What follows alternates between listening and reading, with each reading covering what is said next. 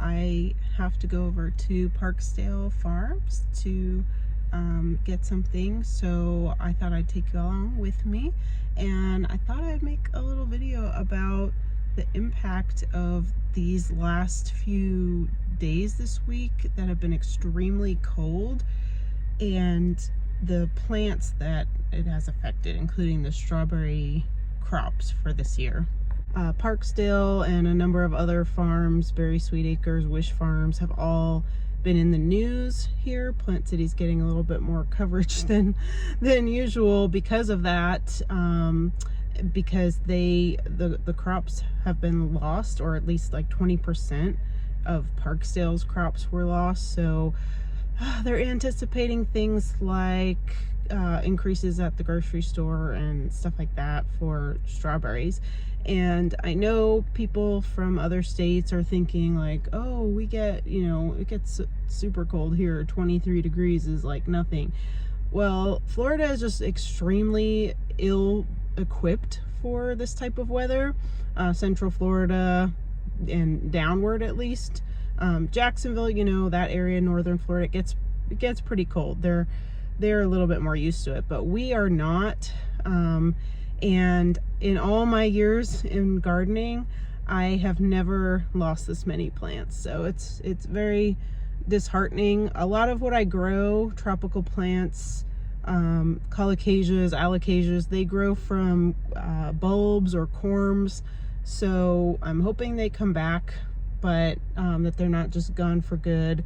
And ferns are pretty resilient. They have all those like runners in the ground, so I'm hoping those come back too. But some of the things I'm not too sure. My special banana plants, I have the white variegated banana plant, and I had the blue Java banana plant, come back once from Hurricane Milton. We'll see if it will come back again.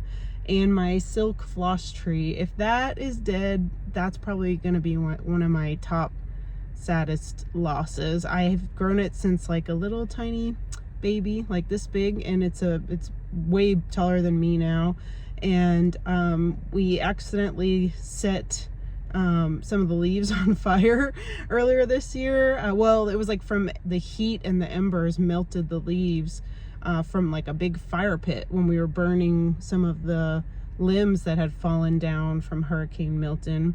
And so it did lose a good amount of leaves from that, and it had just started to grow back, and now it froze. So it not only has been burned this year, but it has been frozen as well now. So I'm hoping my silk floss tree comes back. And my black, I think it's called the midnight hydrangea with the black leaves, that's like a special plant for me. But I covered all my my black polka dot begonia plant, and they're all in pots, so those seem to have made it okay.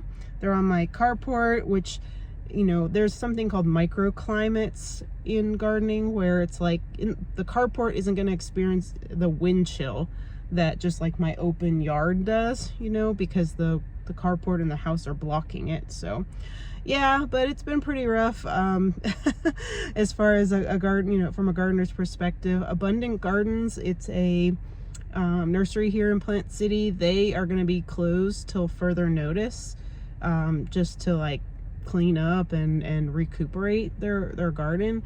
And I'm interested to see how the plants inside Parkesdale's greenhouse did. So we're gonna go and check that out and get what I need from Parkesdale. And yeah, so come along with me while we check it out.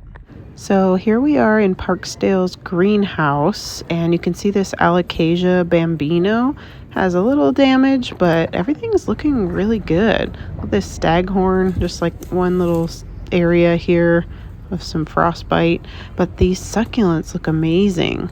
So they really held up in this greenhouse. There's a big picture here of the whole greenhouse and what it looks like.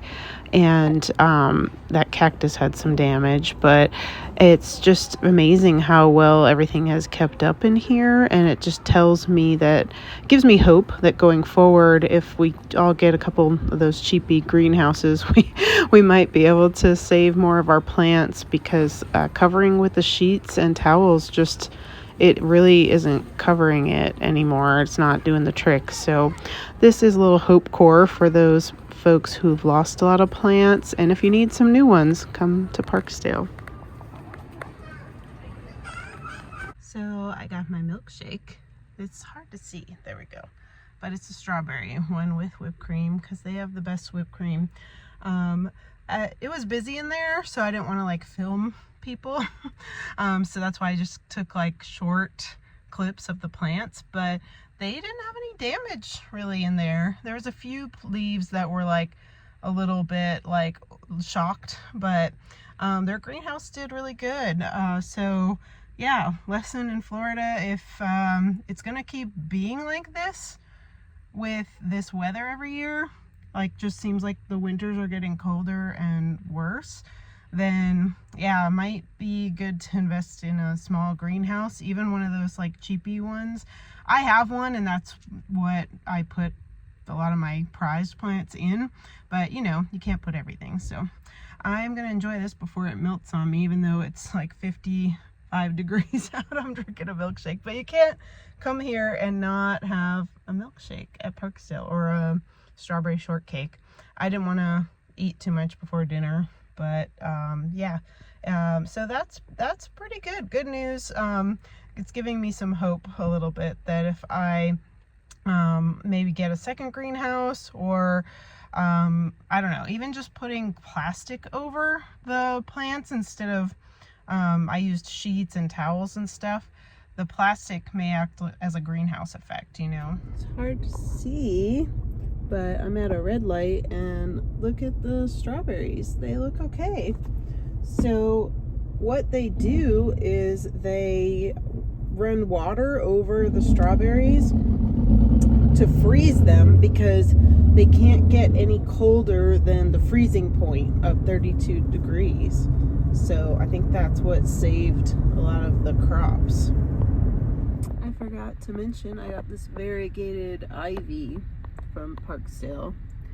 So I have this arbor thing in my front yard, and I usually grow butterfly pea flowers on it, but they're seasonal, and I just ripped off all the dead vines, and I think I want something that's just evergreen, like that's gonna be there all the time, instead of having a bare arbor. But I am gonna keep it in its pot because I don't want it to freeze, and I think we're done with the 23-degree weather, but you never know.